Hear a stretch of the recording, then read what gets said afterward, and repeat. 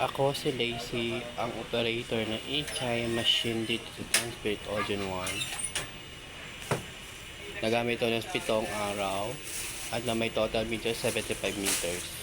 Printer head area. Ang huling palit ng color ay February 26, 2024 at ang white naman ay May 4, 2024.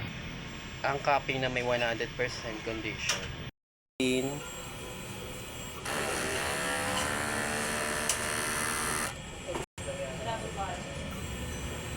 Punasan ng wiper after headline. Nozzle test.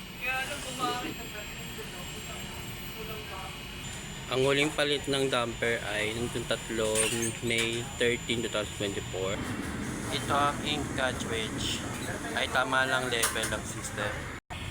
Ito ang EBR, ang ground wire. Ito ang wake tank ay nilinis ko ng Sabado. Ito po ang aking unused supply CMYK, unused film, unused powder, 2, unused quap, 4, at dito naman ang aking in-use supply, isang DTF film, printed daily checklist, good ang ratings, daily output.